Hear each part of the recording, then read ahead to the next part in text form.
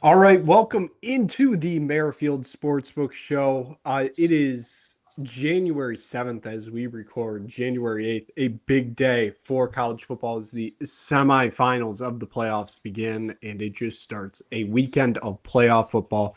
Welcome into the Merrifield Sportsbook Show. Jay DeCoster, Matt Merrifield, Justin Walsh joining myself, Nick Burt. Jay, how are you doing on this Wednesday evening as we record with DePaul on a 2-game winning streak in the Big East and 4-0 in their last 4 games against Ed Cooley's Georgetown Hoyas? Yeah, they own Ed Cooley. You hate to see it. Go hit another fan with your water bottle. 10-6, so making progress. But the main focus is the football. The playoff football is glorious this weekend. We got two CFP matchups, a lot of good NFL games. So it's a great time to be a football fan. Let's say that. So Matt, how are you doing on this fine evening as I watch John Fanta unloosen his tie for overtime basketball here on Rhode Island? Wow.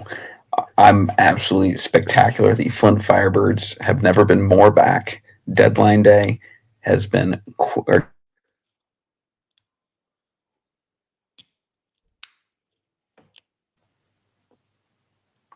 I love when my laptop just decides to disconnect from the internet for 2 seconds and rejoin. Anyways, it's been a great week of Ontario Hockey League trade rumors across the OHL and across the CHL in general, but the Flint Firebirds are getting involved. Jacob Battaglia scored in his Firebirds debut about an hour and a half ago. Kevin Hayes looked great. The Birds continue to add. I'm loading the war chest, and it's Kelowna or bust for Flint. So they're currently up 5-3 on Sarnia, so the Sting are creeping their way back. Question for Jay: will you be in attendance at Soldier Field on Saturday night? yes, I will. I will be there. So round two, or actually no, round three of the oldest rivalry in the league, Nick. I will say, Ben Johnson said he was looking forward to beating Matt LaFleur twice a year.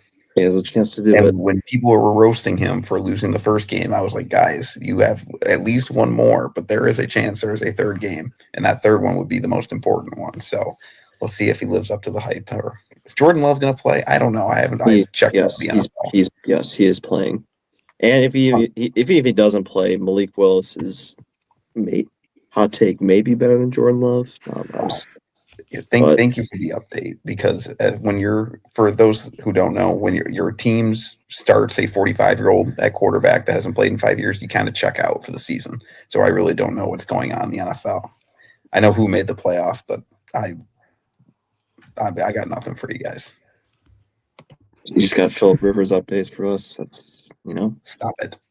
Sauce Gardner. I'll stop. I'm sorry. Jay Walsh, how are you doing this evening? We're doing all right.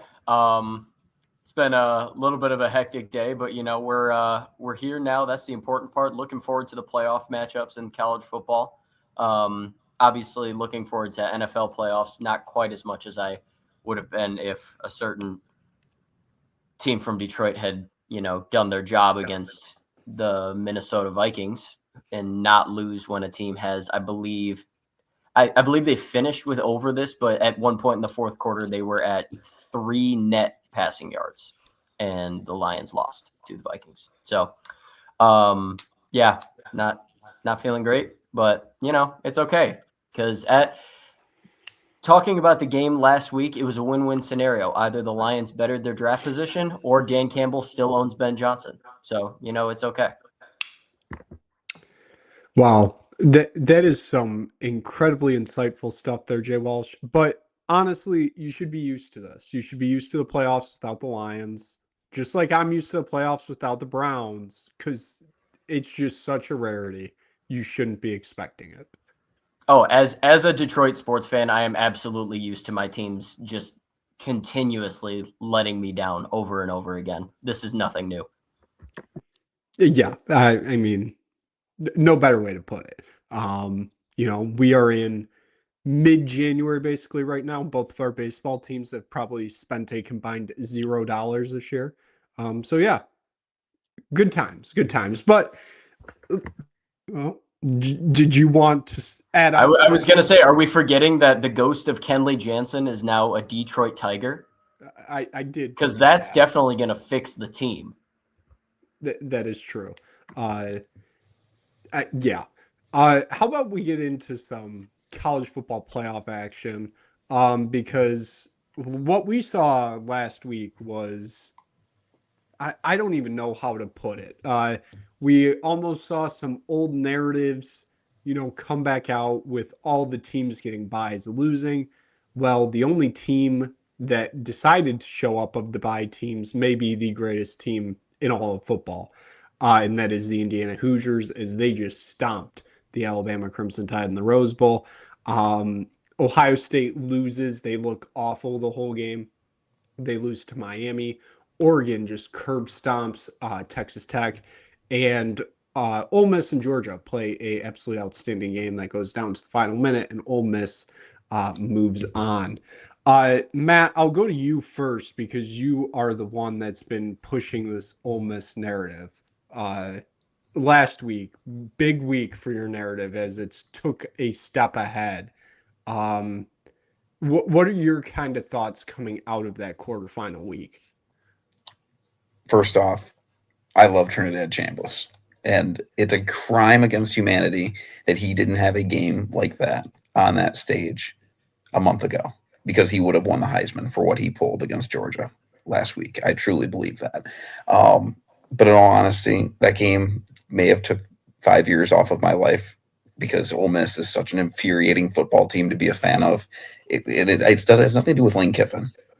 Quite literally, that team just embodies mediocre coaching, if we're going to be honest, a really talented roster, and that's why they won that game. Part of it too is that Georgia just doesn't have the dogs this year. That game was a combination of Georgia being really good, or Georgia being really well coached, having Kirby Smart, who's the best coach in college football right now, in my opinion. I still think he's a better coach than Cignetti. He's got the repertoire and just the standard that is Georgia, because their team just wasn't that good this year on either side of the ball, and they found a way to win they won the SEC championship game, correct? They beat Alabama, and they're that good.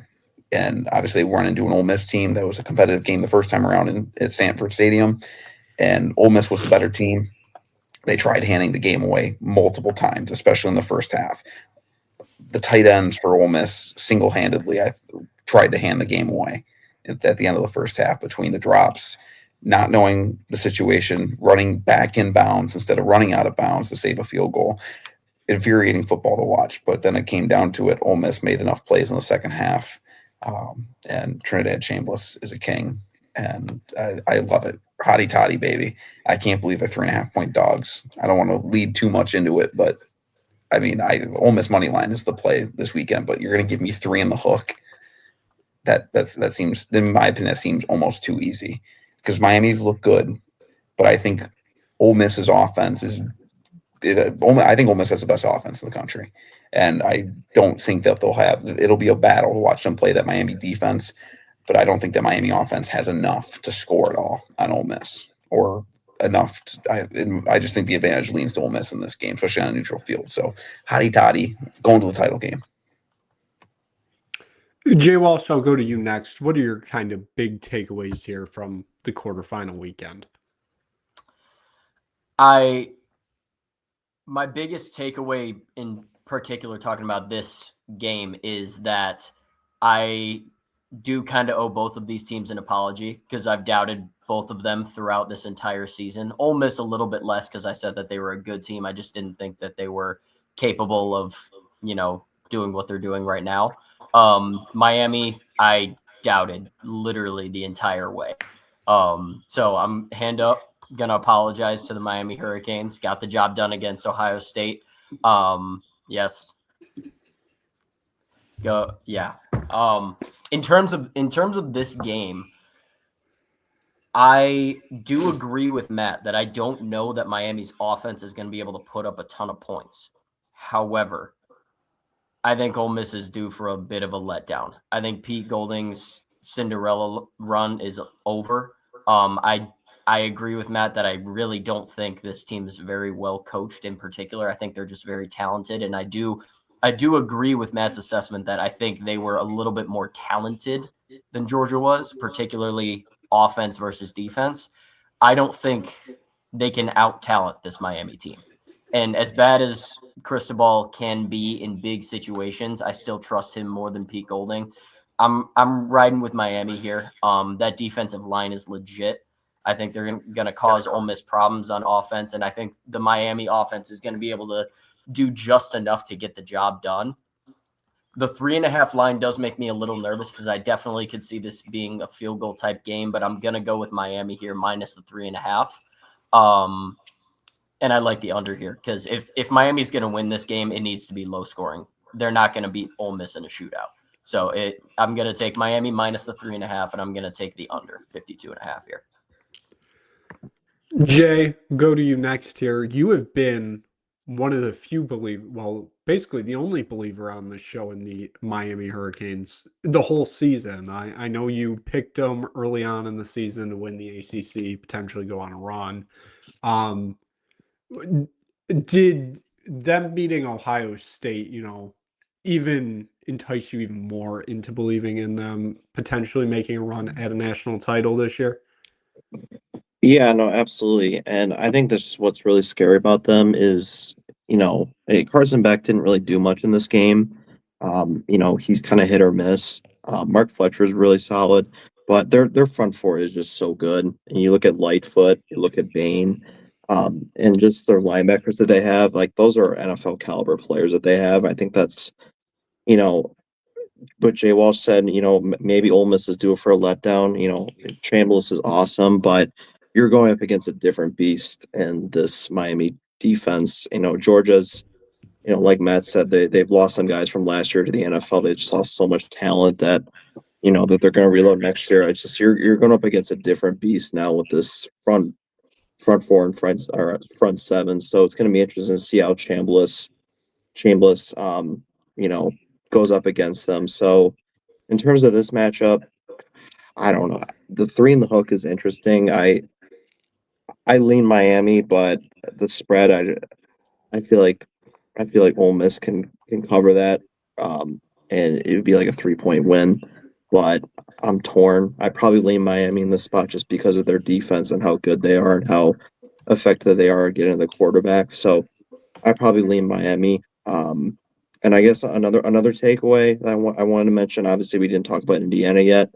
They're phenomenal. What they did to Bama was just an outright belt to ass. We know Alabama's not as good as they are. And Kalen DeBoer is going to be on the hot seat. But, the fact that they keep doing it to these teams is incredible. And Cignetti deserves all the credit. And him and Kirby Smart are one of the best, are just the two best coaches in the sport right now.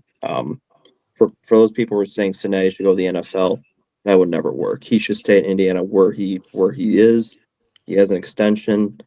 They just got Josh Hoover in the portal. They just got Nick March in the portal. They're going to be really good for years to come. So they're a force. So yeah, I feel like I'm starting to somewhat join Matt on the Ole Miss bandwagon just because it kind of feels like a team of destiny up until the national championship game when they get stomped by, Oregon or Indiana, most likely Indiana. But it just seemed like something switched in that Sugar Bowl where it just felt like they could, they could really make the run here. As Matt, you did not get the cover in Providence as that game just went final. UConn 103, Providence 98. Wow. I don't even remember where I was, but you know what? This is going to be a very interesting game. As we record, it's tomorrow. I like Ole Miss to win this game. I think Matt's right. The play here is the Ole Miss money line. This definitely feels like it's a take the Ole Miss money line or Miami minus 3.5 because Ole Miss won't lose by 3 basically. So I I kind of like Ole Miss here. We'll see though. Can I offer my keys to the game for you, Nick? Sure. So the thing that I think is different about Ole Miss this year is in years past, the offense has always been good under Lane Kiffin, and it's a similar style this year.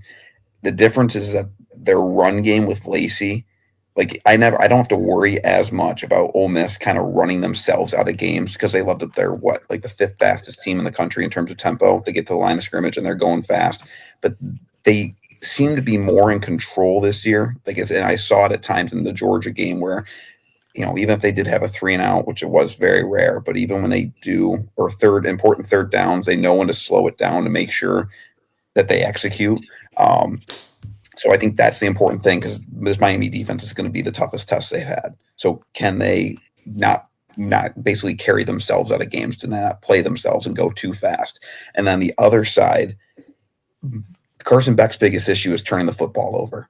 He has thrown one interception since November 1st. They've had their game at SMU that they lost. He threw 2 picks that game. He's thrown 1 in the last, 7 games? And that was at Pitt. He hasn't turned the ball over either time in either playoff game.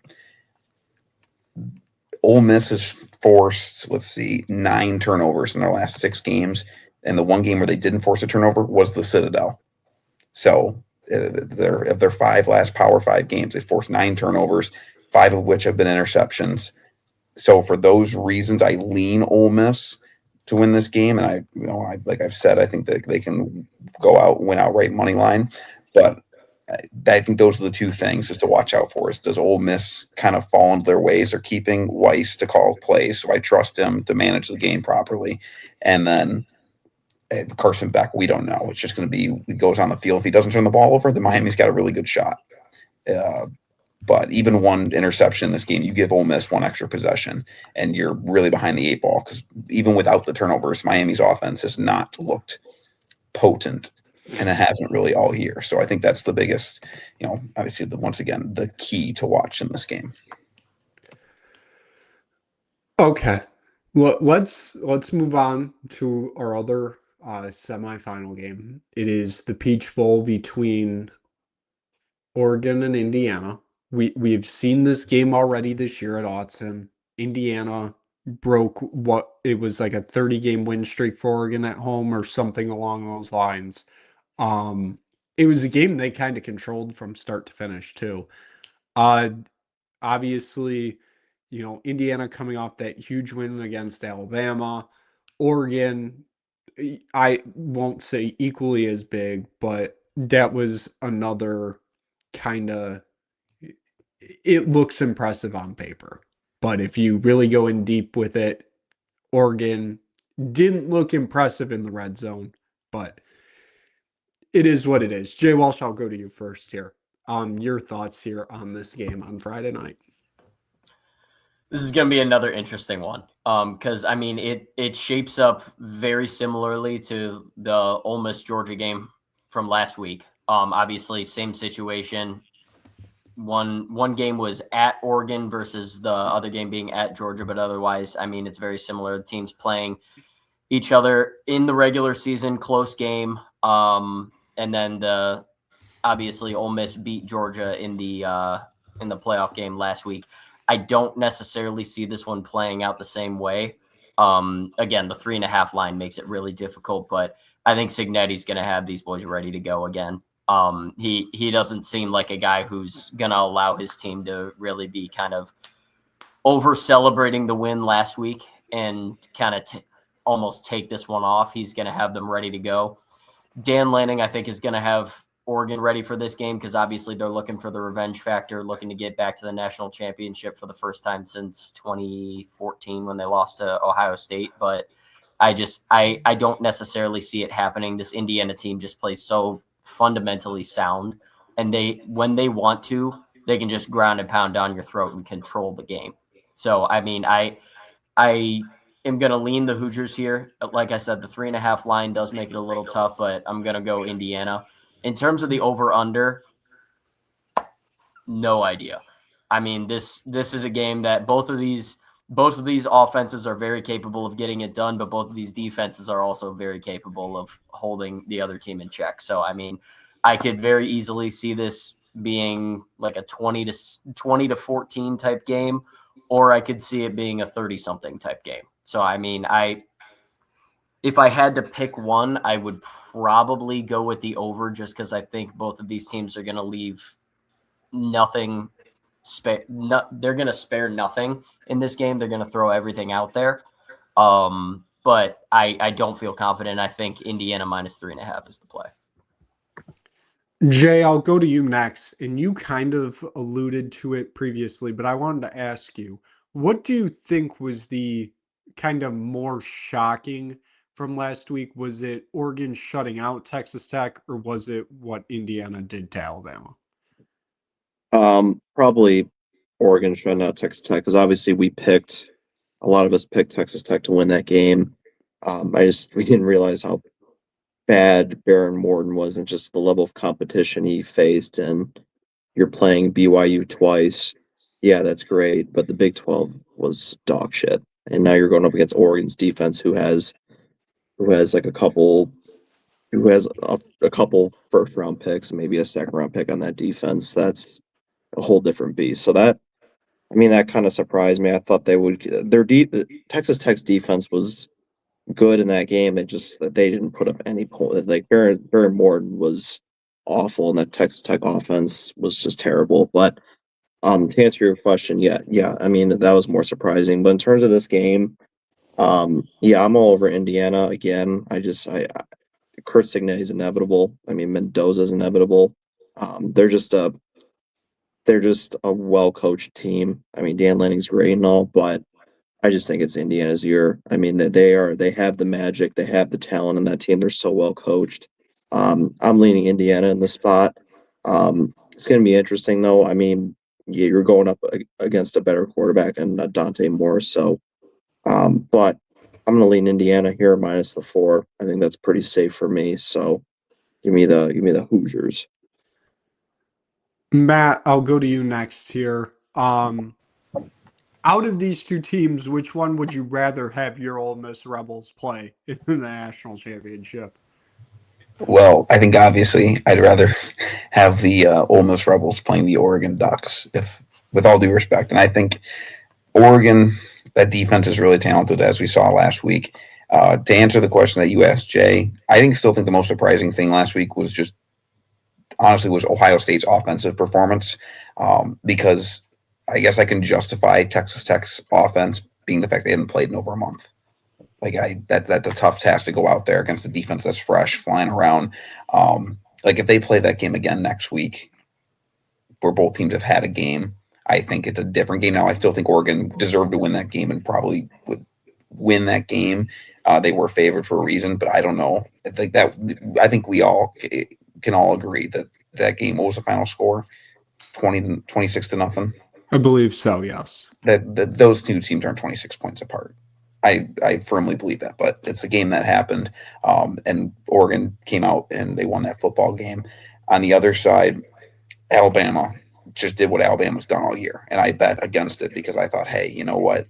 They're going to prove me wrong, and then they didn't prove me wrong. They proved that what I thought about them all year was correct, and they shouldn't have been in the playoff, in my opinion. Regardless, I have to take Indiana -3.5. Like I said, Nick, what was it, like midnight on New Year's Day into January 2nd? I'm not even thinking about it. It's Indiana -3.5, Ole Miss +3.5, and I'll see you when the games are over. Indiana gives me no reason not to bet them.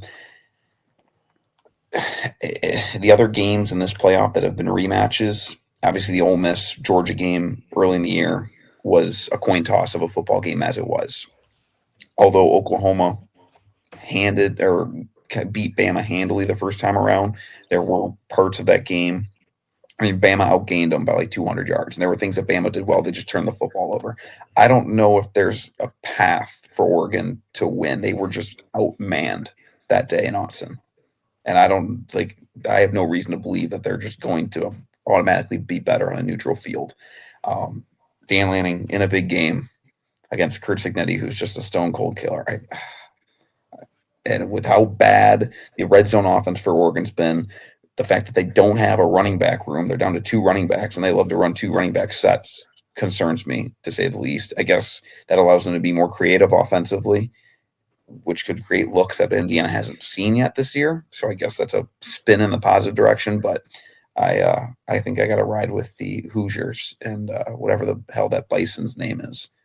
I guess I can't believe it took Indiana football so long to realize that all they needed was a mascot, and now they'd start winning football games. That is quite remarkable, guys. But yeah, give me Hoosiers to play Ole Miss, and that'll be a fun football game. I truly believe that, but we will have to wait and see. Oregon will probably make me eat my words anyways. But Well, Matt, we talked about it last week. You loved the Oregon uniforms last week, but they were cursed. that was a terrible uniform matchup. That was disgusting. I'm glad I didn't even watch that game on New Year's Day. I watched maybe 15 minutes of real time, partially because it was awful football and partially because what could have been so aesthetically pleasing. You gave me 2 teams not wearing their team colors, playing in a field that should have been that the Orange Bowl during the day looks like shit. It should be mandatory that Hard Rock plays at night for all games, including the Dolphins. No, Well, the Dolphins can stay at 1 p.m. Fair. I was about to correct myself. And when the Dolphins are playing like they played this year, they can play during the day. I don't care. But college football at the Orange Bowl has to be at night. Has to be. That was just depressing to watch. So, anyways. Well, obviously this week they're going green, white, white, which is another cursed uniform technically, because that's what they wore in the last Pac-12 title game against Washington. I know you remember that one, Matt. Unfortunately. Sadly. Indiana just looks so good. And I took Alabama money line last week, and that was just silly. I would be stupid to take Oregon money line, wouldn't I? Stop it. Don't do it. Give me the Hoosiers -3.5. I want Oregon to win. They're not going to. They are not going to. Is this reverse psychology to get them to win? Maybe. But Indiana looks so much better. They may be, well, it's not a maybe because they're the number 1 team in the nation. They are the best team in college football right now.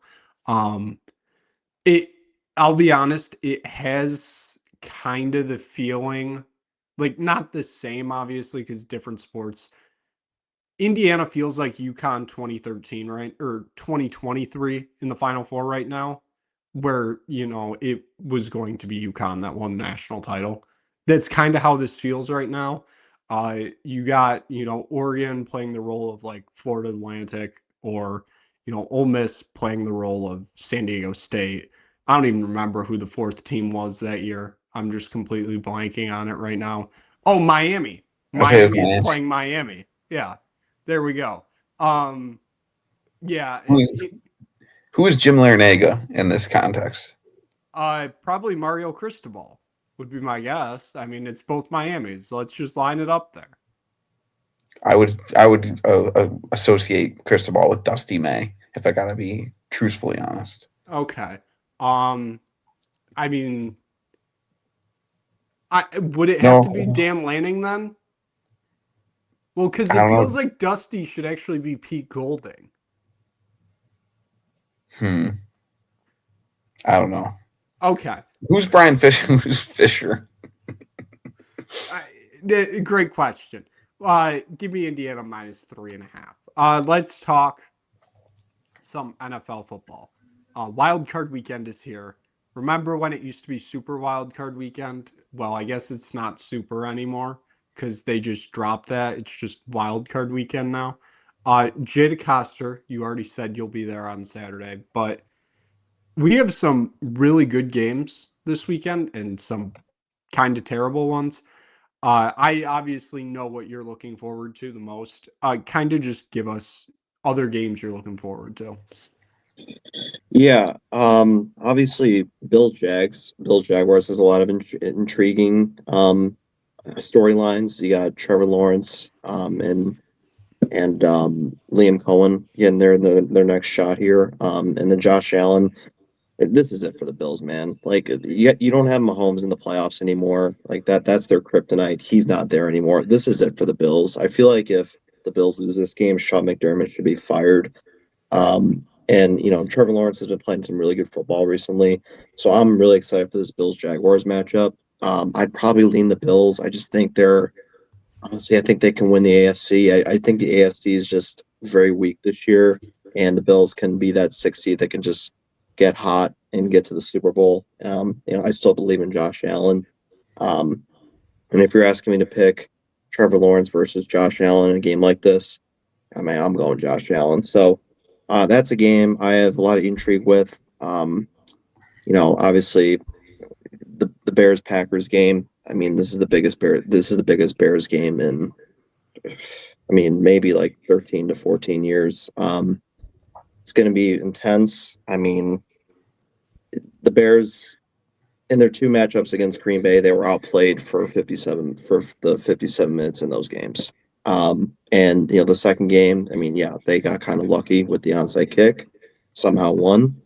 They got to play better. You guys watched that Lions game. Their defense is not good. And Caleb Williams, when he is asked to make big throws, 90% of the time he can make those throws in clutch moments. I got to go Bears here. I just think their defense can. I think their defense can make a big play. Like if they get a takeaway or two, the Bears are shown to win games like that. Now, if they don't get takeaways, they're going to be in trouble. So I'll take the Bears in that spot. And in terms of the other games, Rams, Panthers, no interest. I'm going to be honest. I'll take the Rams. 49ers, Eagles, I'd probably lean Philly. I think 49ers defense is way too banged up. And you saw that against Seattle. So give me Philly. The Chargers, Patriots, I'd probably lean the Patriots. Chargers offensive line is completely banged up. And then I think, Drake May can get past the Chargers there. They're just too banged up. And then finally, Texans, Steelers. Texans defense is very, very good. Steelers are very fraudulent. So give me the Texans there minus the 3. So those are my playoff thoughts. Matt, I'll go to you next. Obviously, we have to wait a week to see our savior Bo Nix take the field again, as they have the bye week as the number 1 seed. But what are you looking forward to here in this wild card week? I'm looking forward to Saturday. Sunday, excuse me, not Saturday. I'm not looking forward to Saturday. Rams, Panthers. I don't like the Panthers. Obviously, I don't. Congratulations for winning the division. While sitting in the cuck chair watching the Saints do your dirty work, or the Falcons, whoever won that game for them. Anyways, meanwhile, and the Rams just don't do it for me. They have not played well to finish out the season. I know they dealt with a couple injuries, but they just, the Seahawks lost. Obviously, the Seahawks are a good team. A tough loss to the Falcons. They did play well against the Cardinals to finish out, but just the Rams don't seem like the team that they did early in the year, even though Matt Stafford is probably our MVP for the season. Deservedly so, even though I do agree he should still win it. But the Rams did not finish the year, are not inspiring me. But Sunday, Bills, Jaguars, I'm excited to see, because the Jaguars have won 9 in a row to finish the regular season. So, team won 9 in a row. Is it just because they wanted to spite the Colts and they'll probably be a first team out? But Jay said about just Josh Allen, and this has to be the Bills here. They got it. There's no reason for them not to do it this year. And it starts with winning at least one playoff game. So even if this wasn't going to be their year, which I think it is, this is when they got to go on the road and win. I think Chargers Patriots is going to be fun. Justin Herbert, Drake May. What are the Patriots made of in the playoffs? And that's the night game. And then Niners Eagles, just 2 established teams that have been around the block. But I like the Eagles simply, like Jay said, the Niners defense is banged up. Aaron Rodgers in the playoffs is heinous to me. I hope both teams lose, because I don't think the Texans are that good. They have also won 10 in a row, 9 in a row too. And then you have the Steelers, who made it into the playoffs by the skin of their teeth. And I don't know. I can't give you many confident picks. Fun fact: the Steelers won one game against the playoff team this year. They beat the Patriots week 3. They were 1-5 against playoff teams this season. So if you want 3 picks from me for the weekend, here you go: Bears plus 1.5, Bills -1, Texans -3. I will add, you know how I mentioned I stopped paying attention when Phillip Rivers became my starter.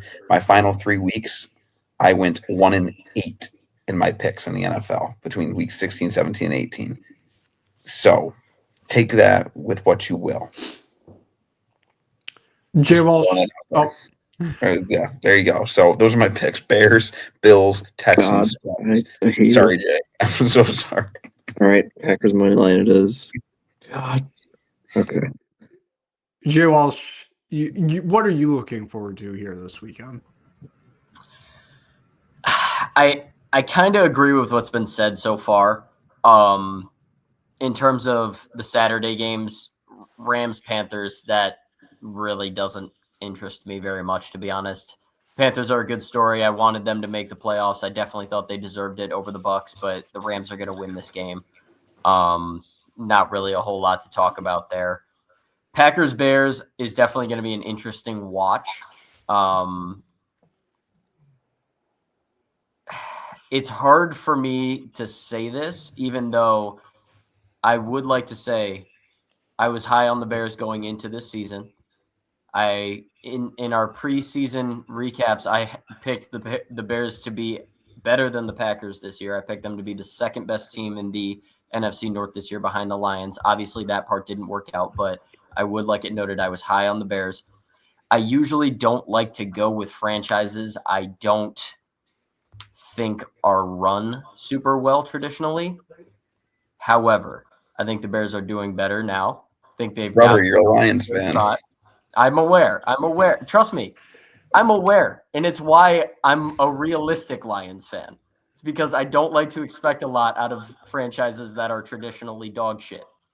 However, I think the Bears are in a good spot. Caleb Williams has been playing solid. They've got a good young core.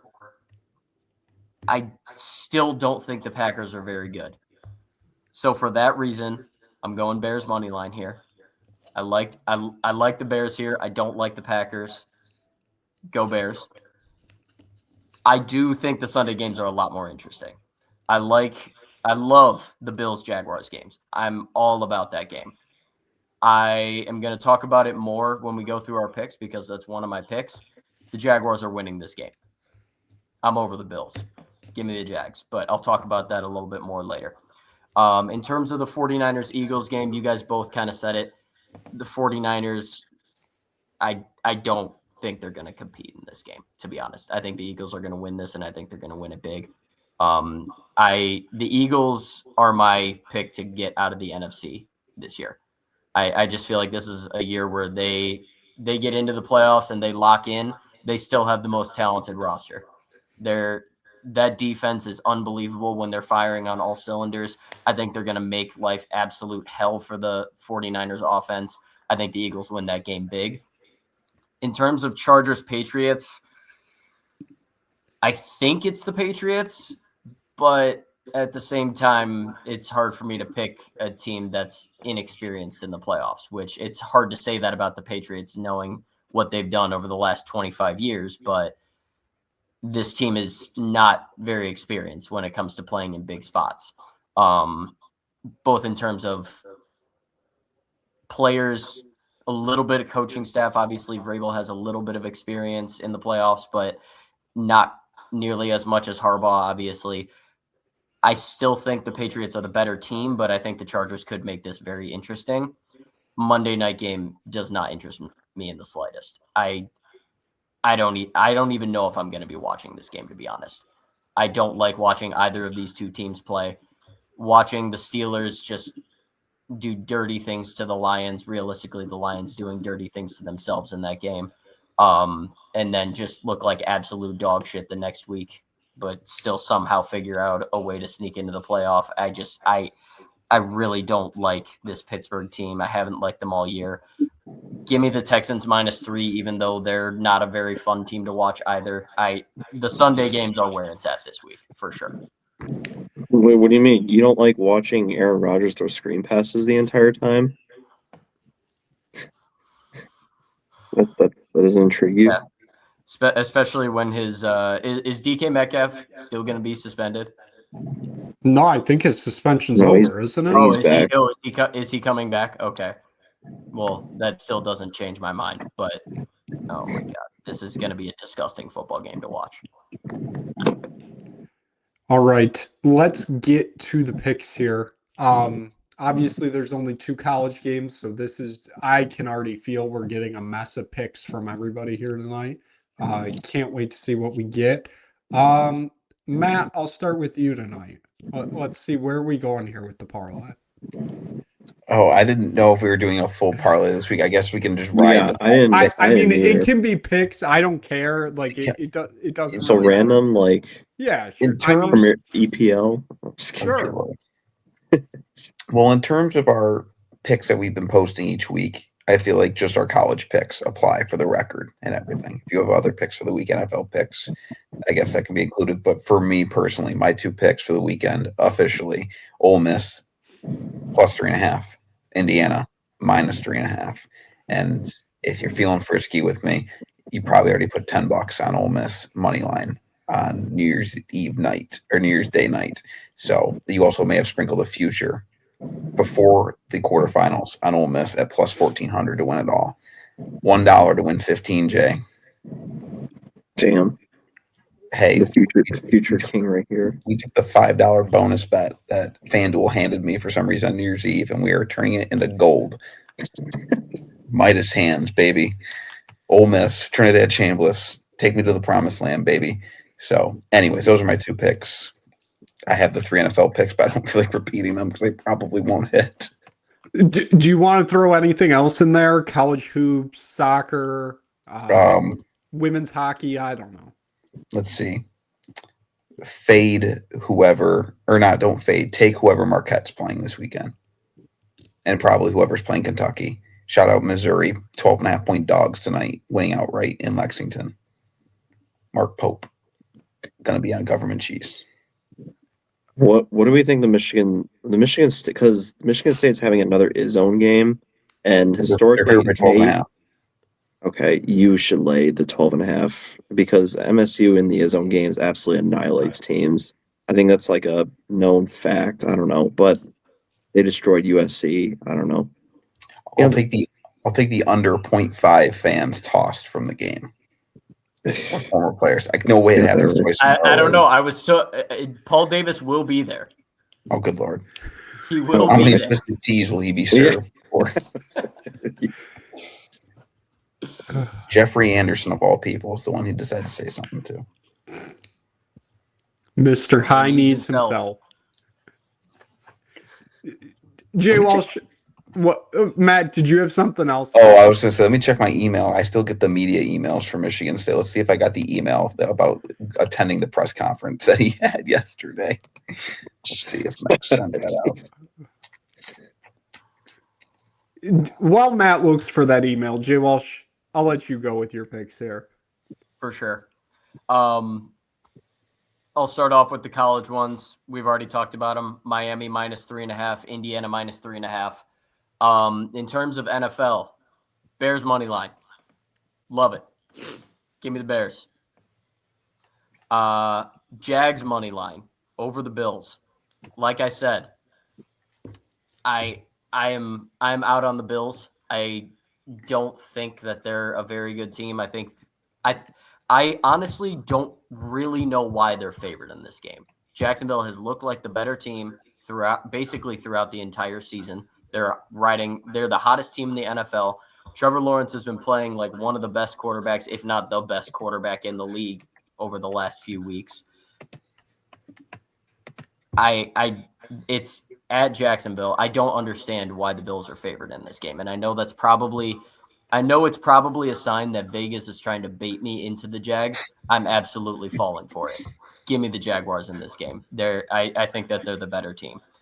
My final pick, Eagles -4.5. Like I said, I don't think that game's going to be close. I think the Eagles are going to win that game. I think I think they're going to win that game and go on a run to the Super Bowl. Like I said, I don't know that they win it, but I think they get there. So those are my 5 picks. Miami -3.5, Indiana -3.5, Bears money line, Jags money line, Eagles -4.5.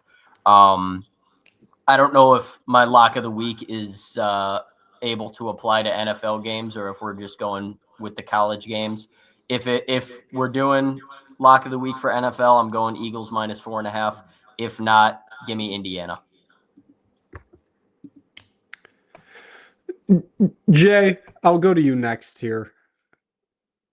I'm literally building this as we speak, but Okay. we're going to start with college. No, There we're we go. good. There we go. I'm taking Indiana. I think that's pretty self-explanatory on this podcast that they're just out for blood. They're inevitable. Kurt Signetti is a psychopath. I'm taking Indiana. I think enough said there. Going to NFL, we're gonna get a little crazy here. All right, we're gonna give you a prop bet. The Packers' run defense is horrendous, and I think the Bears' game plan. I think this game plan this week is just going to be establish the run. They didn't really do that well against the Lions. The Bears' O-line is still very good. You saw what they did against Philly. You saw what they did in the first half in the December 14th game against Green Bay. I'm taking DeAndre Swift over 61.5 rushing yards. I think that's pretty feasible with how they like to establish the run. Maybe they use Kamanuga here and there, but I like DeAndre Swift there. In terms of the other games, I do like Buffalo. Like we talked about, there's a lot of pressure on them, and I trust Josh Allen in those spots. So give me Buffalo minus the 1.5. I think they can get it done. And then I'm also tailing Jay Walsh. I like Philly in this spot. I think Philly's just a very dangerous team. I know they've kind of had a little up and down year, roller coaster year, but it's playoff time for them. They have the experience. They have a lot of pieces coming back too. I think Lane Johnson, their star tackle, is back, so that really helps them on the O-line. So I'm going to take Philly, and then I'm also going to take Houston -3. It's kind of a gross pick, but Houston's defense is really good. I think they're going to give Rodgers a lot of fits.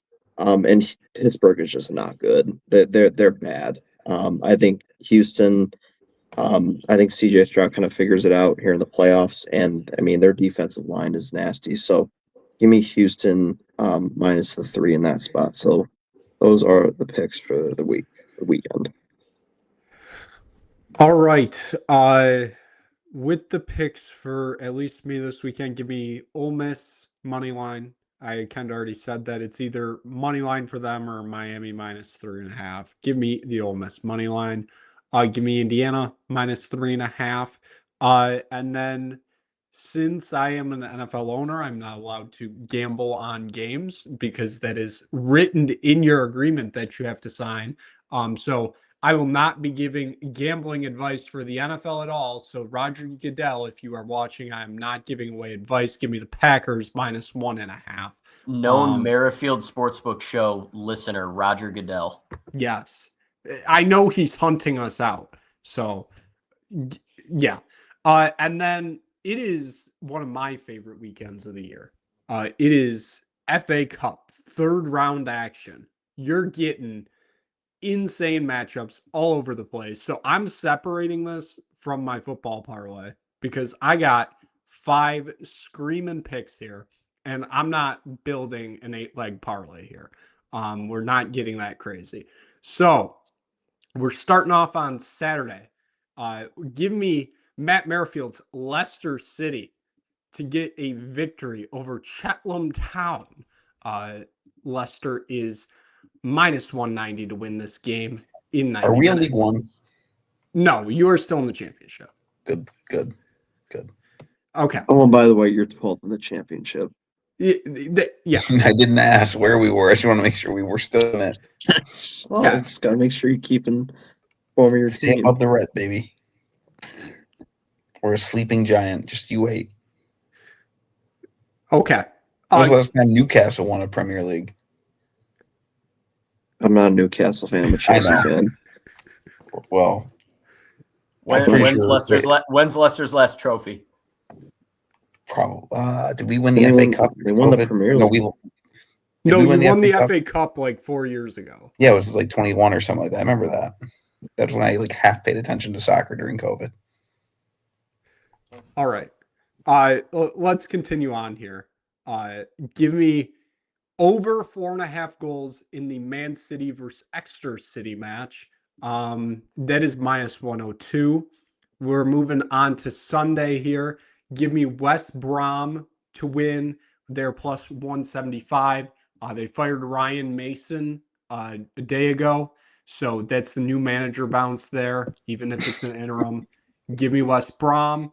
Hull City, give me them money line +120 against Blackburn Rovers. Oh, that just went down to 115. I am shifting odds right now.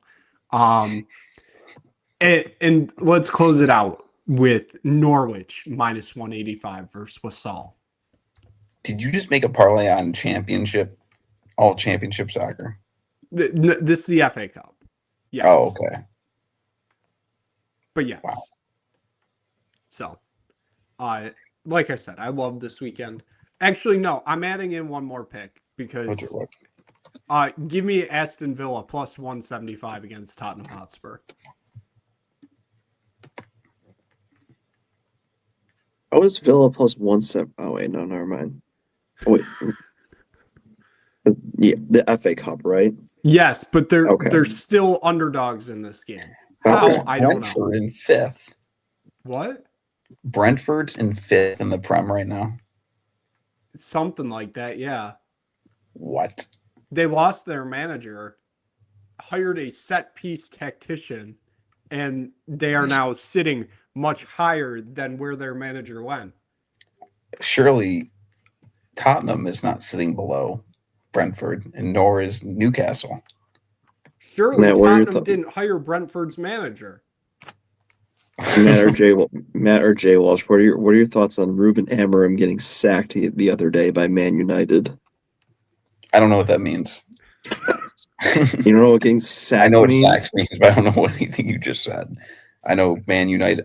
So the Man United manager got sacked. Is he good? Is he bad? I'm assuming he's bad. Oh, he's terrible. Yes. Well, they're in 7th, so I don't seem to grasp the Premier League very well because you have teams firing their managers and then hiring the bad ones, and then the teams that are supposed to be bad are now good, and then you have a team in 7th firing their manager, even though Man United's supposed to be the Yankees or something. Yeah. Jay, what about Chelsea sacking Enzo? Yeah, I mean Chelsea goes through managers like every 6 months, so I'm kind of used to it. But they just hired Liam Reznor recently, if I said that correctly.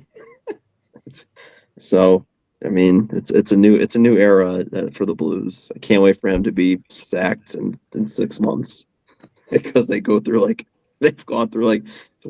10 managers in like the last 10 years. If I'm not, I don't know, something stupid. It's basically. Bring back Thomas Tuchel. Like you got us a Champions League. He is leading England to World Cup victory this year. Okay. You can have him after that. When he wins the World Cup, you can have him after that. When it's coming home. Because it is coming home for real this time. Okay. So, on U.S. soil. Yeah, exactly. And then, when the U.S. loses in the round of 16, like they always do, against who knows who, maybe the Netherlands again. Matt Merrifield may be at Luhas again to watch the World Cup and the U.S. lose. You never know.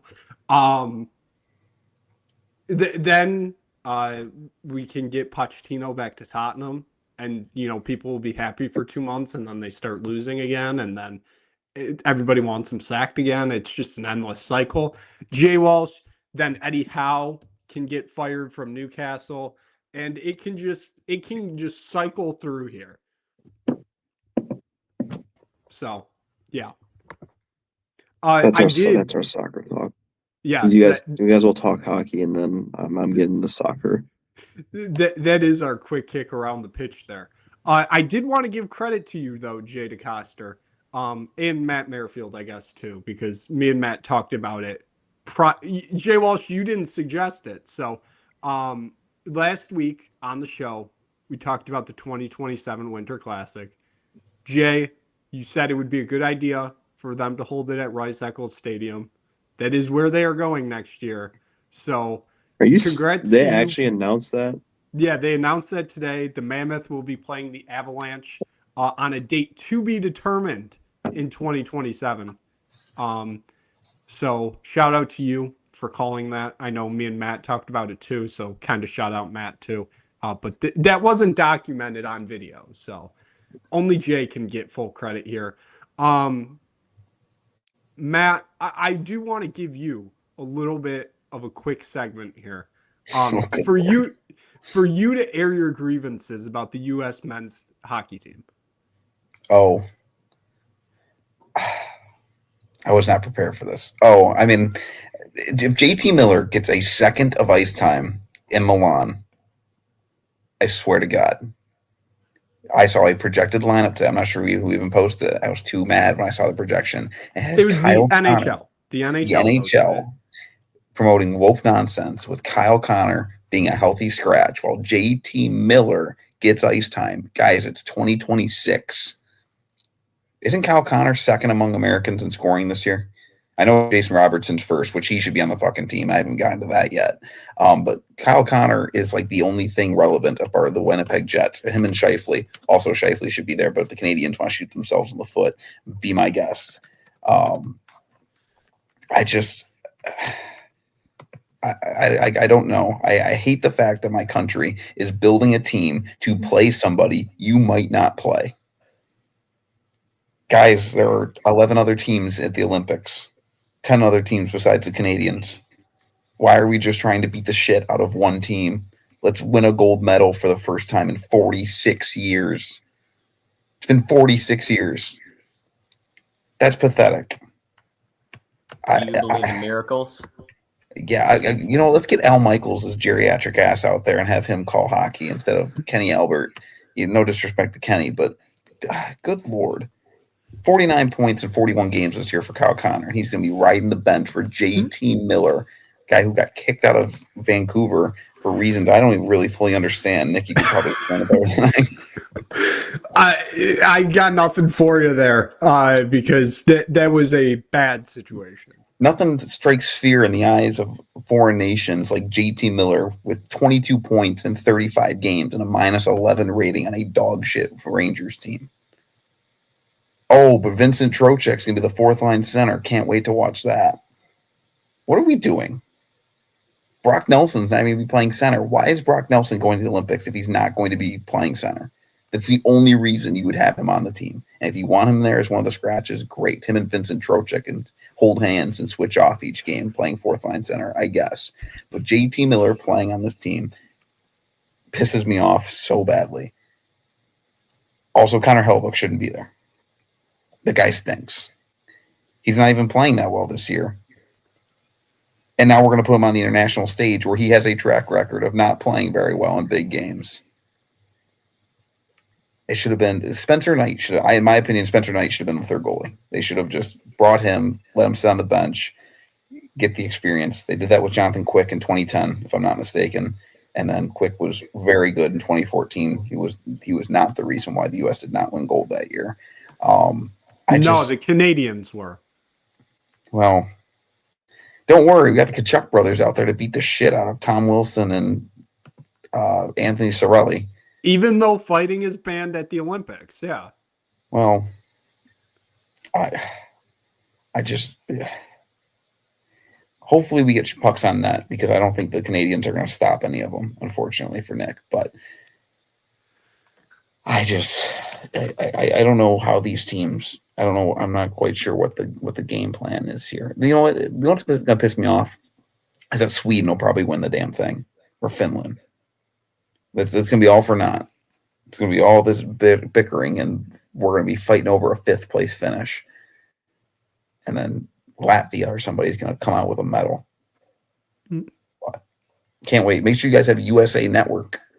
Hope you're ready for some USA hockey at 8 a.m. on the USA Network, sandwiched between Storage Wars and Pawn Stars.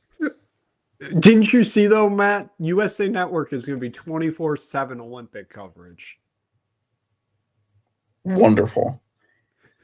I don't even know what number. I don't have cable anymore, so I guess there's no number. I believe it was 195. It is 195 on X. Look at me. I still remember. Remember they used to stuff NHL playoffs on USA Network? I can still vividly remember Islanders, Panthers, USA Network, like 10 years ago. Roberto Luongo, John Tavares, nobody in the Coliseum. Yaroslav It'd be NBC Sports Network and USA. NBC Sports Network is back now.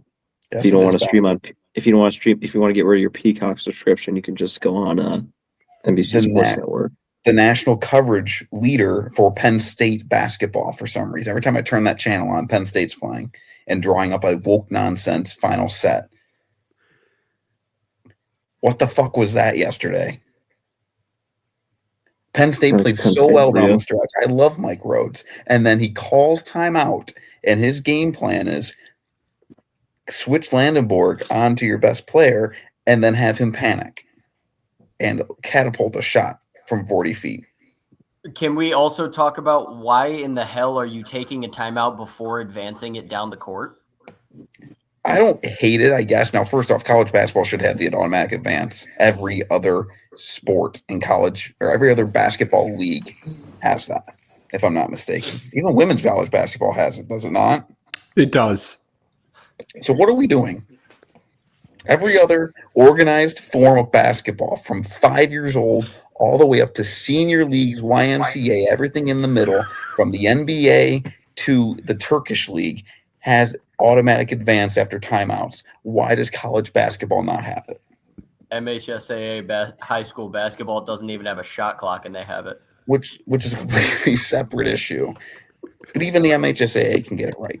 The NCAA is really going to expand the tournament to 76 teams, and they don't even have the proper system of basketball on the court being played.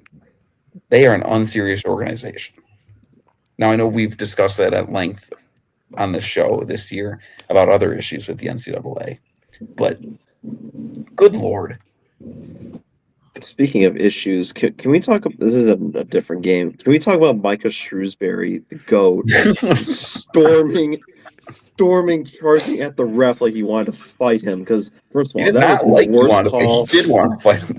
Yeah, that was the worst call I've ever seen in my life. The guy was literally going like this, and they call a foul, and he hits the 4-point play. Which and call Notre Dame gets hoed. Which call was worse this week? That or Auburn last night? Now, to be fair, I'm glad Auburn lost, but good Lord, what angle did they have to say no, he didn't? Because they called it good on the floor, correct? They said it was good. They had to overturn it. What angle did SEC Network have, or did the referees not have that the SEC Network did to allow that basket to count? Or not count, I should say. That was... I'm watching it right now. As much as I love seeing the downfall of Auburn basketball. Yeah, we are. Famous, I believe we are famously anti-Nepo baby on this. Oh, this is an anti-Nepo baby podcast, 100%. This is true. But yes, that was absolutely ridiculous. I wasn't watching the game live, but I saw the replay this morning. I don't know how on earth that was overturned. So you don't like Noah Eagle? He's fine. He really is fine. There's certain things I think he gets a little, I don't want to say campy, but I think he tries to get too creative sometimes. But it's not a bad thing. But I don't know. And he's still super young, so I don't want to hate on him too much because he does a good job overall. I like his dad better though. Also, we're very it's still basketball, but did you guys see Trey? Also, I hate the NBA now, and Matt does, but Trae Young just got traded to the Wizards. Oh, good Lord. Wait. We need to preface this. We need to preface this by saying Trae Young's preferred trade destination was the Washington Wizards. I think that is the first instance in NBA history where a player has wanted to be traded to the Washington Wizards. One of the worst organizations in the NBA. I mean, literally, Trae Young literally just said, by saying that he wants to be traded to the Washington Wizards, he basically just said, I don't want to have any pressure to win. I just want to go out, shoot the ball 40 times a game, and get paid. That's it. Nick, is this worse? And I hate to bring this up, R.I.P. Johnny Gaudreau, but is this worse than when Johnny Gaudreau elected to go to Columbus, so there was no pressure on him? Because wasn't he supposed to go to New Jersey? He was supposed to go to Philly or New Jersey because it was closer to home. But he chose, and his reason was still to go be closer to home, and he went to Columbus. Yes. And I firmly believe he did it because nobody in Columbus gives a rat's ass about hockey. I would, yeah.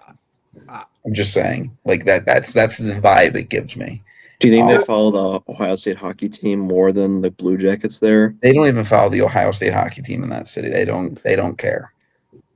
You ask them, you go anywhere in that state and you ask them to turn on the hockey game, and they look at you like you have 6 eyes. I'm not kidding. Yeah, I'm in my Blue Jackets lore right now. I know nothing about that franchise. They fire off a cannon when they score. Yeah, I know that. Yeah. Wow. I also love that their color rush jerseys next year are going to be gray, even though the team, what they are named after, historically speaking, wore blue and fought people wearing gray. Because they're named the Blue Jackets after the Civil War uniforms. Like in the Civil War, the Union wore blue, the Confederacy wore gray, and yet they're going to have all gray uniforms. Sweaters, if you will, for their bullshit color rush thing that the NHL is doing next year. Yeah, Jay, how excited are you for this new color rush thing the NHL is doing next year? In the Blackhawks, rumored color is going to be green. Well, the Hawks used to have green, but that was like for St. Patrick's Day, so that's a little strange. I mean, if they're wearing it during St. Patrick's Day, fine, but that's very strange. Why not? Hey, why not just go all black? And they released the black jerseys this year. Just have they should just keep that. That's just dumb. Stupid.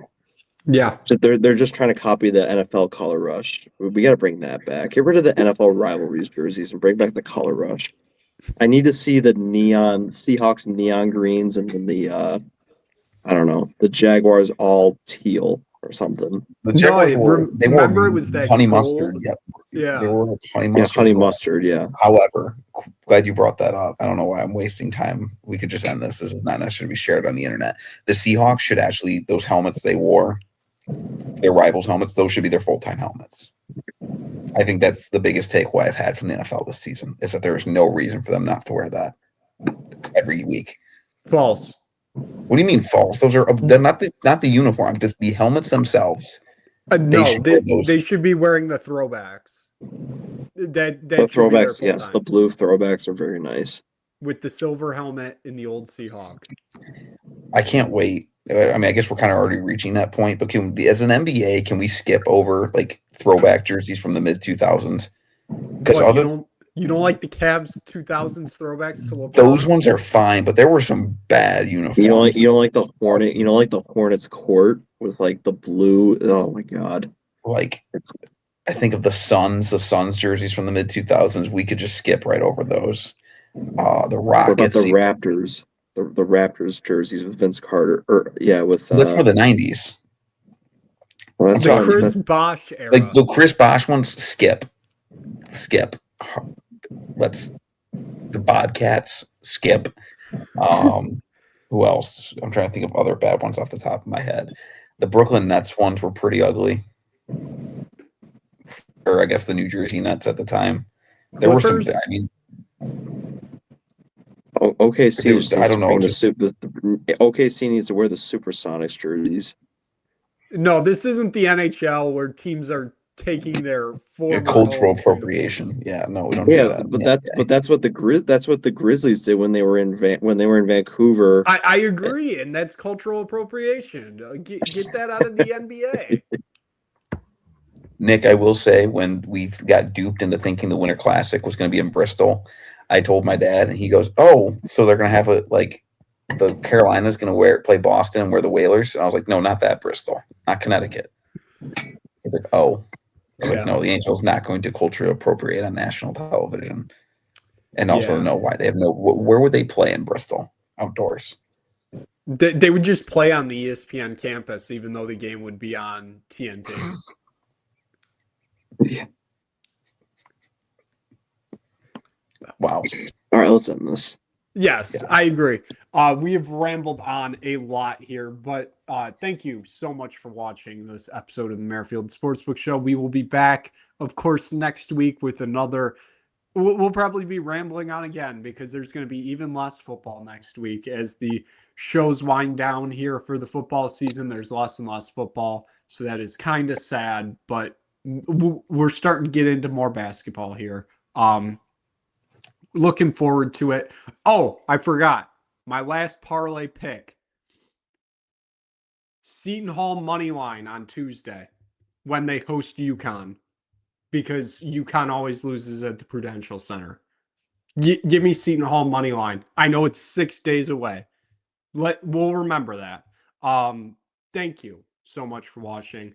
We will see you again next week where we will preview the national championship game of college football and the NFL divisional round where Bo Nix's January is about to begin.